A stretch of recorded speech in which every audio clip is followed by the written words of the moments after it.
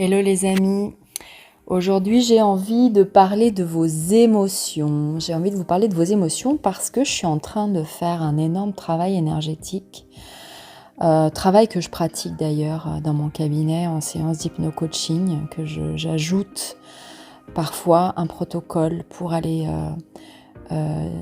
dénouer certains blocages qui sont là depuis très longtemps, que ce soit dans la petite enfance, sans aller essayer d'analyser, je ne suis pas psychologue ni psychiatre, mais l'idée c'est vraiment d'aller débloquer des choses qui nous empêchent d'avancer aujourd'hui, qui nous enferment dans des schémas récurrents.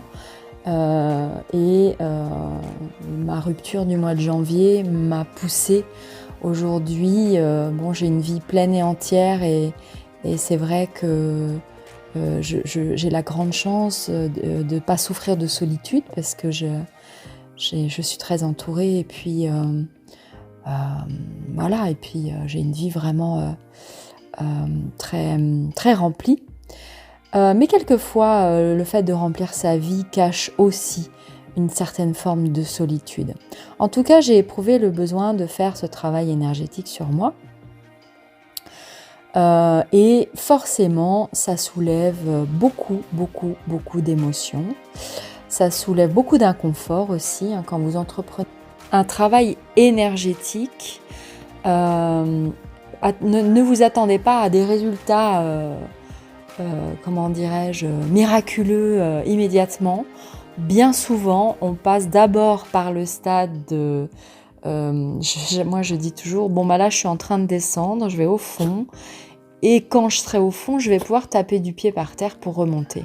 Je suis un petit peu dans... là, je suis en train de remonter. Mais il n'en reste pas moins que ça soulève beaucoup d'émotions. Donc, ces émotions...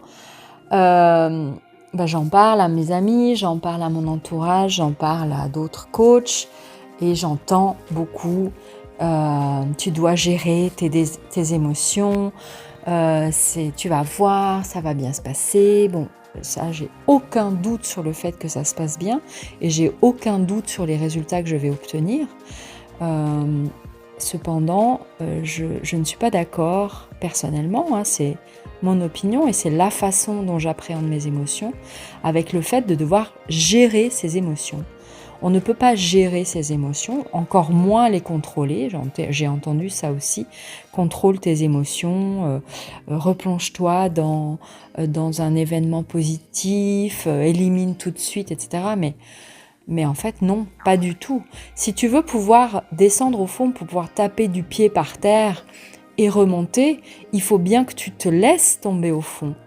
Et pour te laisser tomber au fond, il va falloir que tu accueilles ces émotions, que tu les acceptes, que tu les accueilles, que tu les acceptes et que tu les chérisses, que tu en prennes soin, que tu les enveloppes de tout ton amour. Oui, je me sens triste. Oui, j'ai l'impression d'être rejetée. Oui, j'ai le sentiment d'injustice. Oui, j'ai le sentiment d'avoir été trompée, que l'on m'a menti. Oui, j'ai tout ça et tout ça, c'est en moi et ça m'appartient et j'ai le droit de le ressentir et j'ai le droit de le chérir et de me prendre dans mes bras et d'essayer de comprendre. Non, pas de comprendre, parce que comprendre, c'est mentaliser.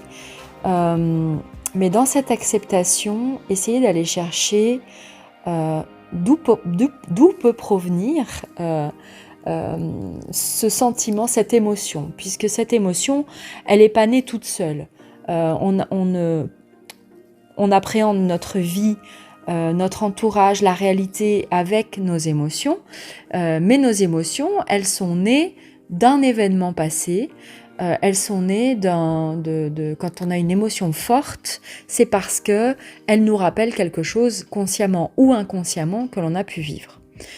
Donc, dans ce travail où on va aller chérir ces émotions, où on va aller les accepter et les accueillir, vraiment les accueillir, accepte que tu puisses être triste et pleure, mais pleure toutes les larmes de ton corps, accepte d'être en colère et hurle, crie que tout ça ne t'appartient plus, que tu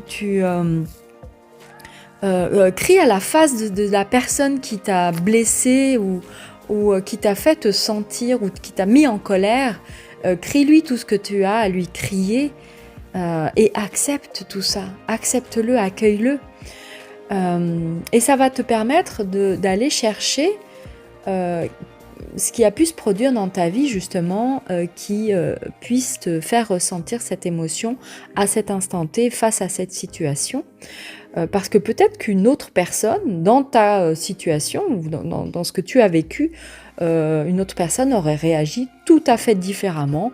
Elle se serait dit, bon bah alors, tu veux pas faire ci, ou t'es pas d'accord de ça, ou je ne sais quoi, ou tu m'as dit ça, bah alors franchement ça t'appartient, j'en ai rien à cirer parce que je me sens pas du tout concernée.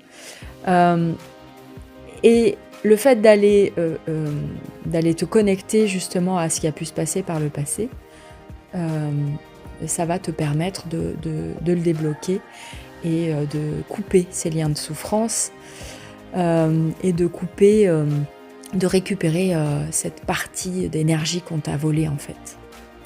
Voilà, donc qu'est-ce qu'on peut faire avec ça ?